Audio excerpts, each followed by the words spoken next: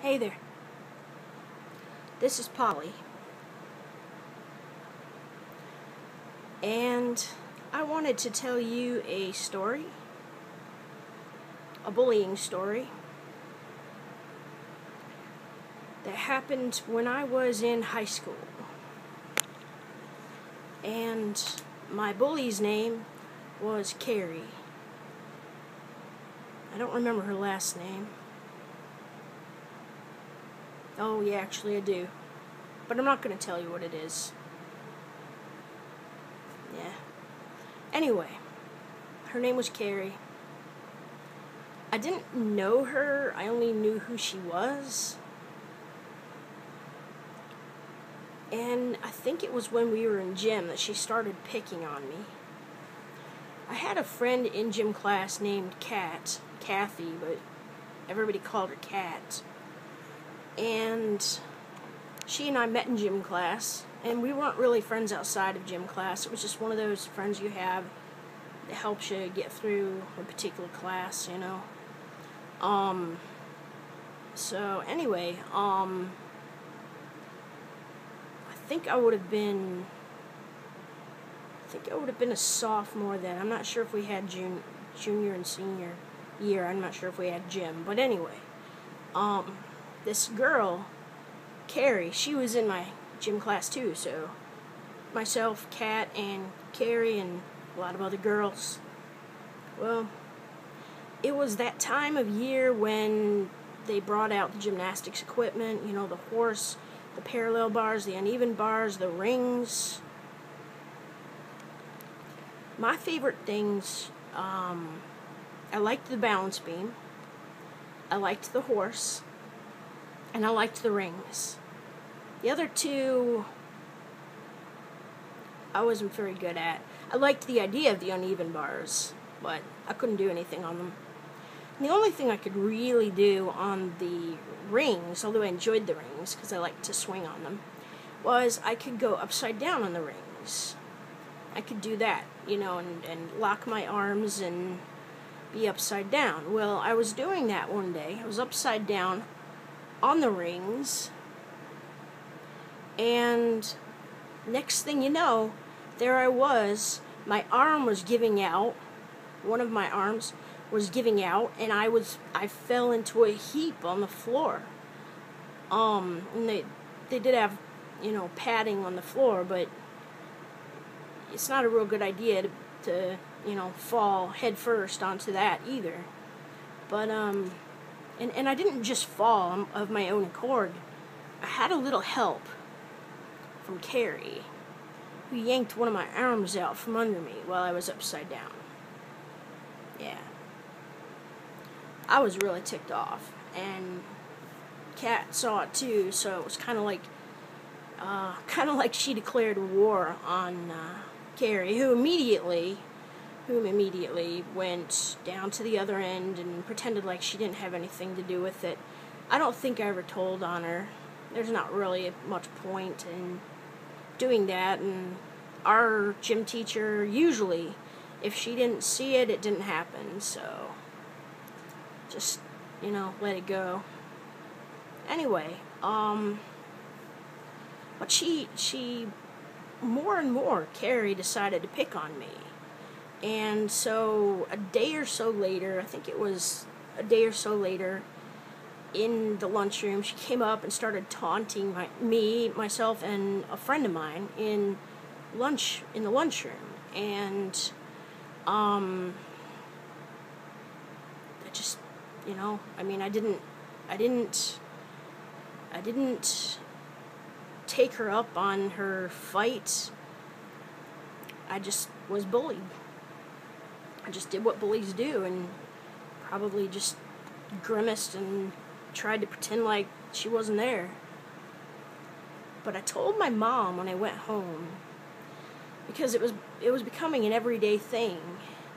And I said to my mom, this girl Carrie, she keeps picking on me, and I think maybe we're going to end up getting in a fight sometime soon, the way she's picking on me.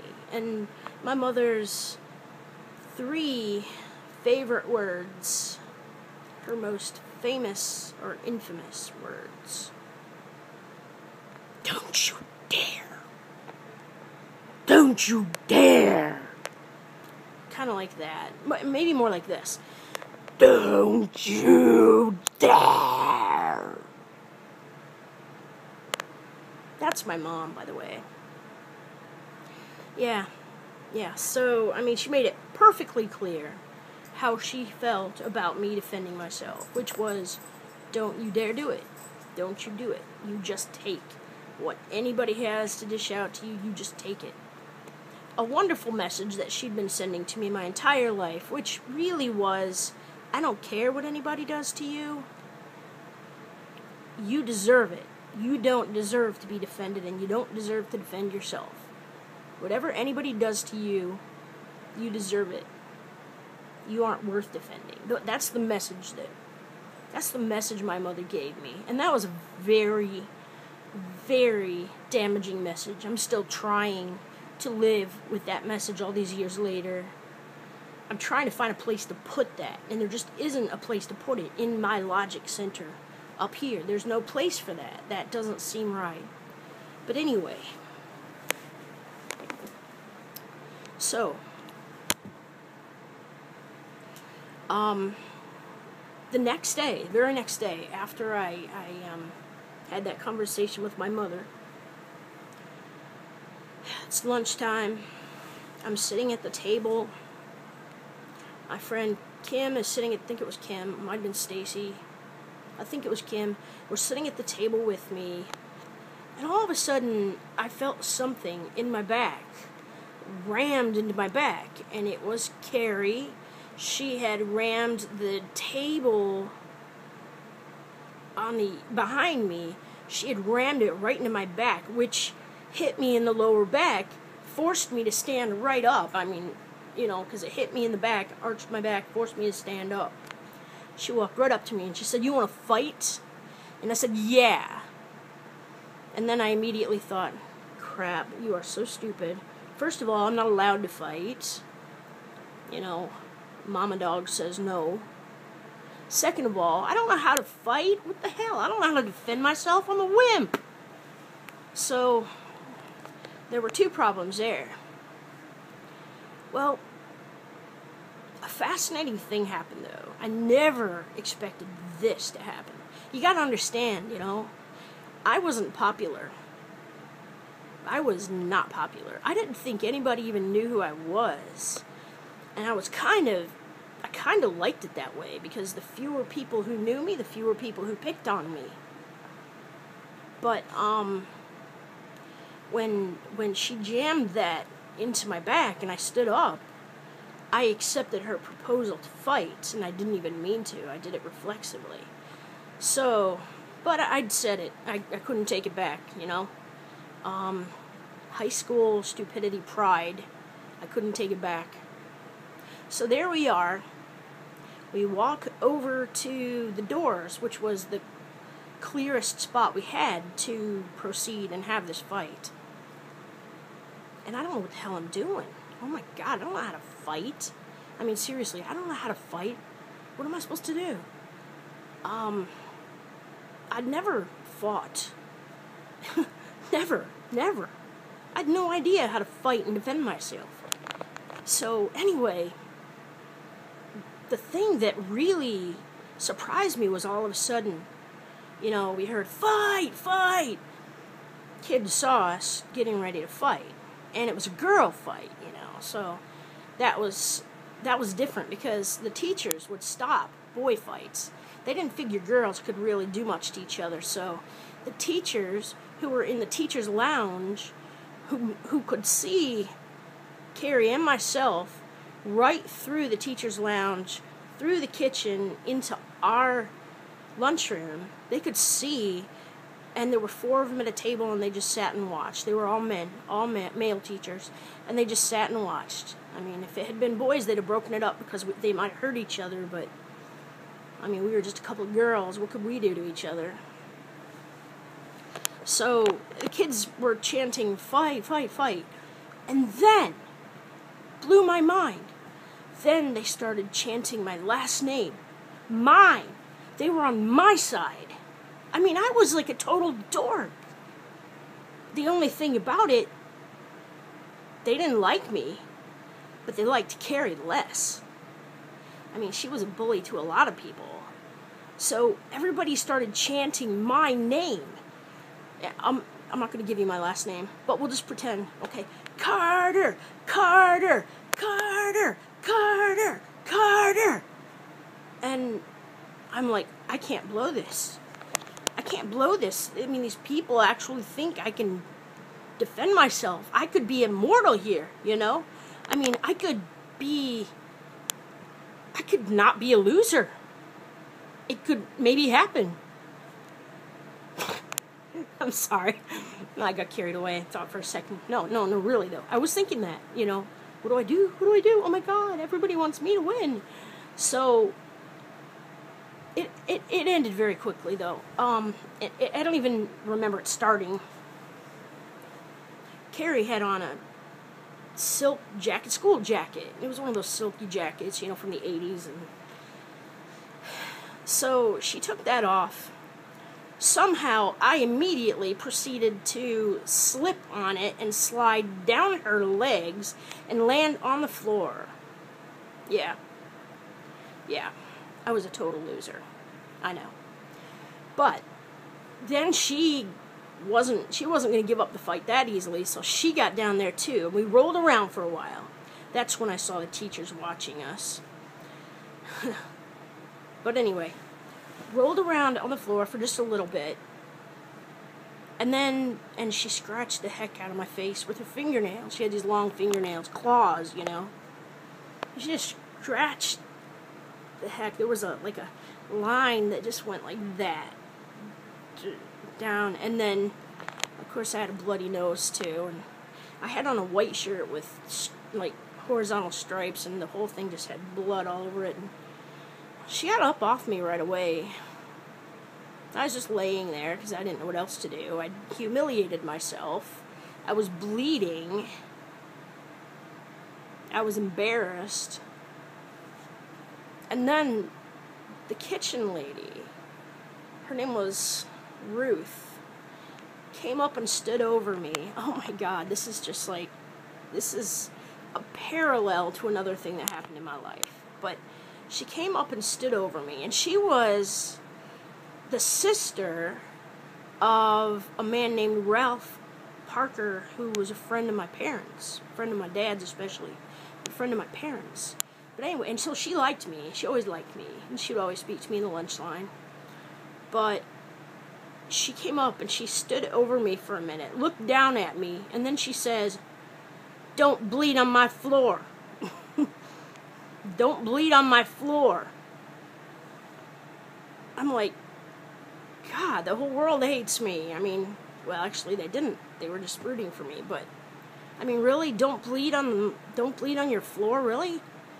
So I got up, and we immediately got called down to the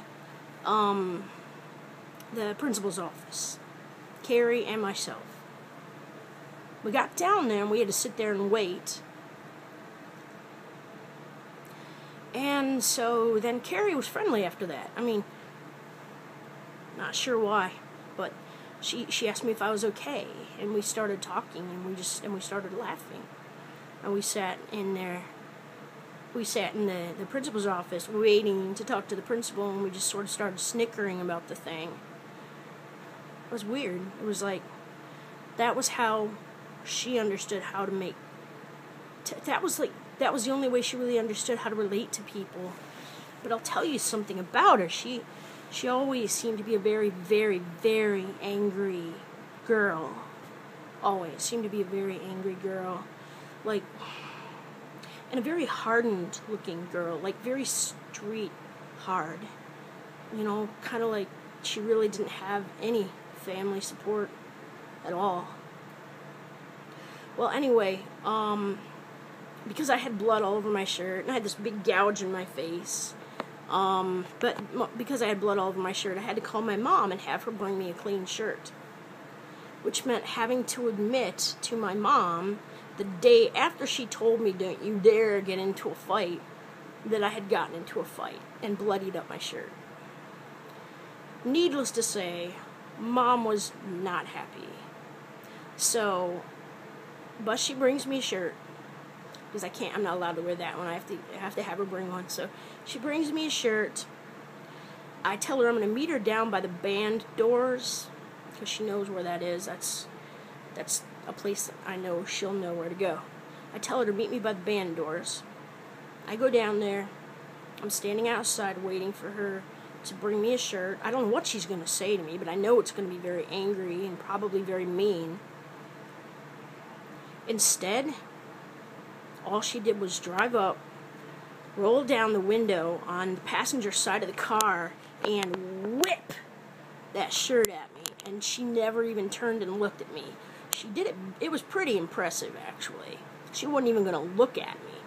She just drove up, didn't slow down, she didn't look over, she just whipped that shirt at me and kept going. So then I had a clean shirt. I went to class. Fourth period would have been Mr. Hayjack, biology, and everybody had heard about the fight. Oh, and ended up that I got suspended for 3 days, and Carrie didn't get suspended at all. And I think the reasoning, my mother was very angry about that. Because then I had a chance to tell her I never laid a hand on her. And I really didn't. I just slid down her down her legs like a fool. But, I hadn't done anything. But I think they knew I was a good kid, The school knew I was a good kid, that I didn't get into trouble. So the idea was to punish me. And so 3 days out of school, I guess they thought was punishment. Really? And for Carrie, 3 days out of school probably had been done to her many times. It obviously wasn't effective, and she didn't like school that much anyway. So she didn't get in trouble, because I think they just didn't know what to do with her. So, anyway, that was a bully experience, gone bad. And I know fighting isn't the answer, but finding a way to defend yourself is, if you can find a way safely, or ultimately safely, to defend yourself, to let somebody know, don't do this to me again because you're going to regret it. I am not bullyable. If you could let somebody know that, if you could become that, let somebody know that, good thing. I had a chance, to be somebody in school. I was a nobody, but I never tried to be anybody, because I never really saw myself having a chance. So I never tried to dress like the other kids. I never tried to act like the other kids. I never tried to get into, groups with the other kids. I never tried, I didn't even see it as possible. So when they were shouting, Carter, Carter, Carter, and they're chanting my name, me, like dork of my class, they're chanting for me. I felt like I let myself down. Felt like I let them down, but really I felt like I let myself down. And that's not me suggesting that anybody fight. I don't know what the right answer is, and I think it's different depending on the kids, depending on the individuals, and how dangerous they are, and whether they have a weapon or not. The teachers should not have made the assumption, they certainly shouldn't have made any judgments that would leave them just watching the fight as entertainment rather than intruding upon it. They should have interrupted it, and they should have stopped it. It wasn't really a big deal. Carrie and I got along fine after that. We were never friends, but she didn't bother me after that, And I think the reason is because we laughed together. We laughed together. You know, I mean, that was a very twisted way to become friends or to become friendly. I think it's the only way that she knew how to do that. So, maybe there's a way to bypass all the fighting and get right to the acceptance of somebody who's a bully. I don't know. Something to think about. It is something to think about. Maybe you can find a way to talk to your bully. Maybe you can find a way to be friendly to your bully. And maybe they'll stop bullying you right there.